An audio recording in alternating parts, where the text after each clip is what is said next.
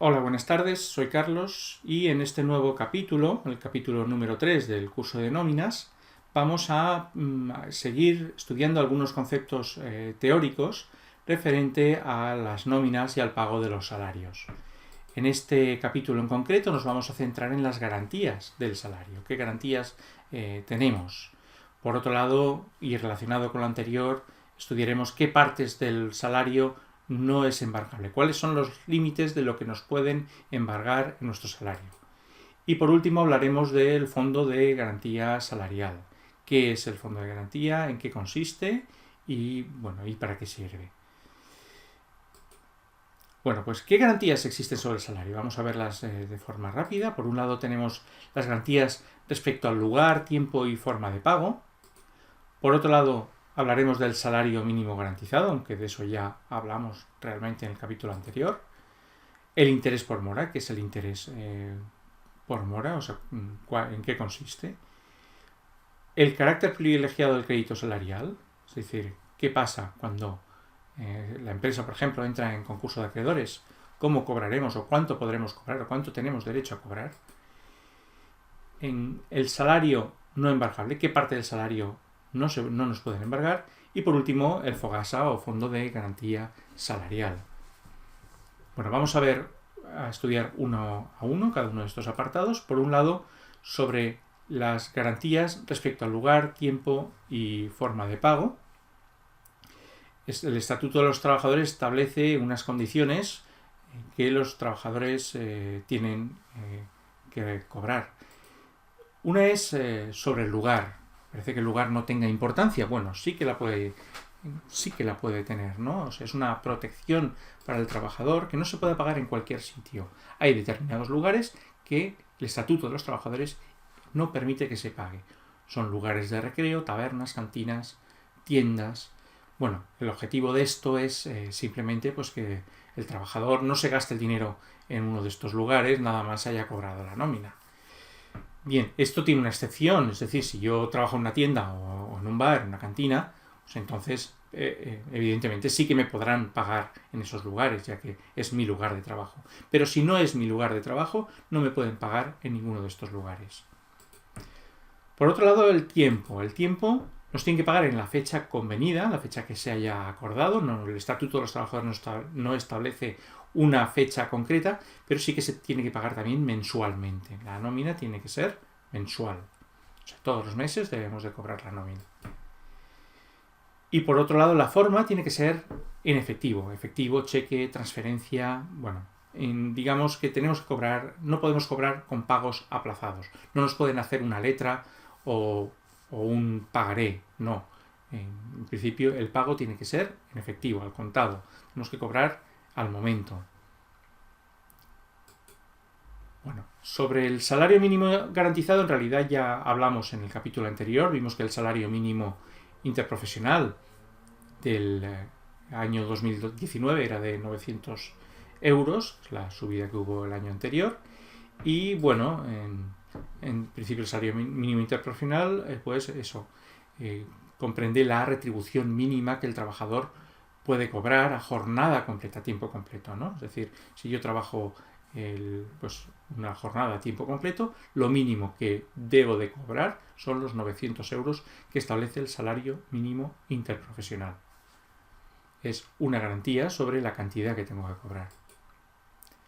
Por otro lado, el interés por mora. ¿Qué es el interés por mora? Bueno, pues en el caso, como hemos comentado, el pago tenía que ser puntual, en una fecha convenida, y mensualmente. Si hubiera un retraso en ese pago, tendríamos derecho a reclamar a la empresa un interés por mora, por retraso en ese pago, ¿no?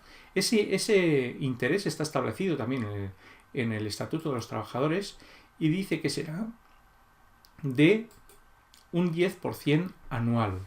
Ese es el interés por mora. Es decir, si yo cobro 1.000 euros al mes y mi empresario, mi jefe, no me paga hasta un año después del vencimiento de una nómina, entonces ese empresario me tendrá que pagar no 1.000 euros, sino un 10% añadido, es decir, 1.100 euros. Eso es un 10% anual. Si fuera en periodos inferiores, pues sería prorrateado en el tiempo que le corresponda.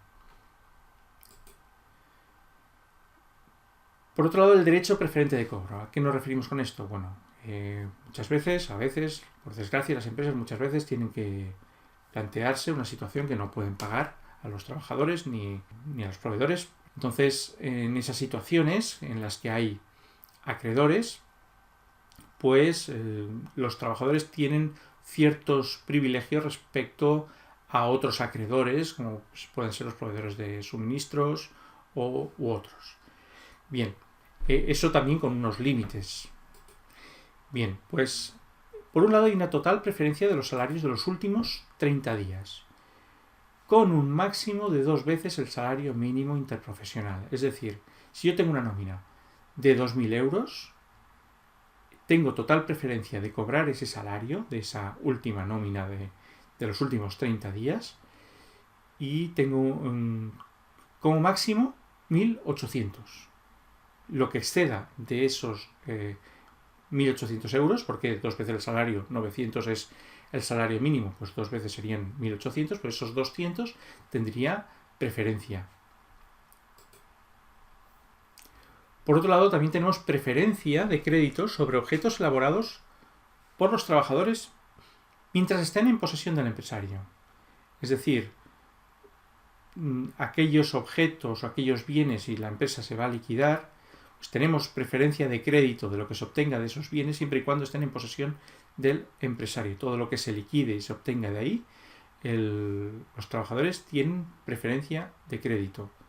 No solo de los productos, de los bienes, sino también de aquellos elementos relacionados con la producción, como podrían ser, por ejemplo, las naves industriales.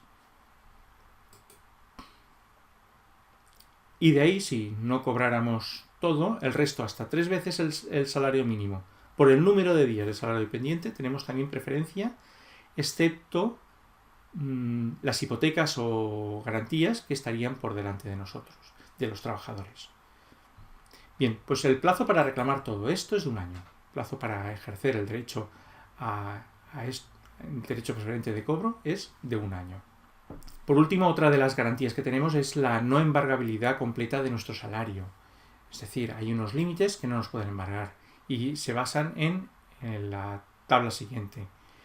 En esta tabla, como vemos, hasta una vez el salario mínimo, es decir, los 900 euros actuales, estamos en el 2019, el año que viene probablemente será otra cantidad, pero este año son 900 euros, hasta una vez no nos pueden embargar nada, 0 euros, es inembargable. El salario mínimo interprofesional es inembargable, no nos lo pueden embargar. Pero si cobramos el doble del salario mínimo interprofesional, entonces por esa cuantía que exceda del 901 euro hasta 1.800 euros, pueden embargar un 30%, es decir, sobre 900 euros sería 9 por 3, 27, serían 270 euros. Hasta el triple, pues sería el 50%, es decir, de lo que exceda del doble hasta el triple, de la tercera fracción del salario mínimo, nos pueden embargar la mitad, el 50%. Es decir, de 900 nos podrían embargar 450. Y así seguiríamos aumentando hasta el cuádruple 60, 75 y 90, todo lo que exceda del quíntuplo del salario mínimo interprofesional. Bueno, vamos a verlo con un ejemplo y lo veremos más claro. Debido a una sentencia judicial, la agencia tributaria comunica a una empresa el embargo de salarios de uno de sus trabajadores por un importe de 800 euros. Es decir, a un trabajador le van a embargar, le han comunicado el embargo de 800 euros. Dicho trabajador percibió en los meses de marzo, abril y mayo unas retribuciones netas después de retenciones de 2.000 euros. ¿Qué cantidades se le embargarán cada mes? Es decir, en marzo, abril y mayo cobró 2.000 euros cada mes. Esto es neto, es lo líquido que percibe, porque es sobre el líquido sobre lo que se calcula. Entonces, si en marzo cobró 2.000 euros, quiere decir que 2.000 partido 900 es 2,22 veces el salario mínimo interprofesional. Bueno, pues de estos 2.000 euros, los primeros 900, como hemos comentado, son inembargables, no nos lo pueden embargar. Los siguientes 900 euros nos pueden embargar un 30%, es decir, los 270 euros. Y de los siguientes 200 euros, que son los que nos faltan hasta llegar a 2.000, nos pueden embargar un 50%, es decir, 100 euros. Por tanto, nos pueden embargar un total de 370 euros en marzo. En abril nos van a embargar exactamente lo mismo, porque nuestro sueldo es el mismo. Entonces, total a embargar en abril otros 370.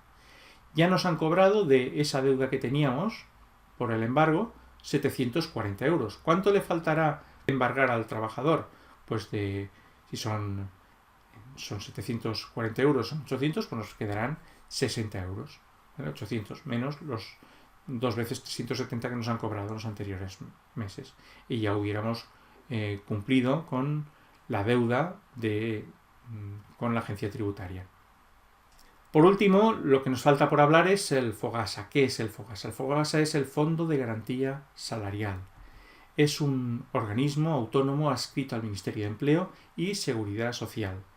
¿En qué consiste? Bueno, pues el objetivo del FOGASA es pagar cuando una empresa entre en concurso de acreedores, no pueda pagar a los trabajadores, pues cubrir parcialmente ese pago. Hay unos límites.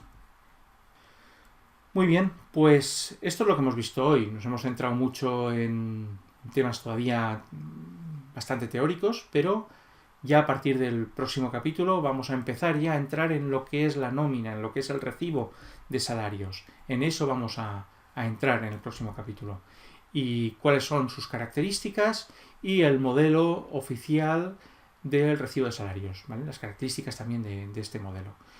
Bueno, pues eso es todo. Espero que os haya gustado el vídeo y nos seguimos viendo en los siguientes, que es poco a poco donde vamos a ir introduciéndonos y en la cumplimentación de las nóminas. Un saludo a todos y buenas tardes.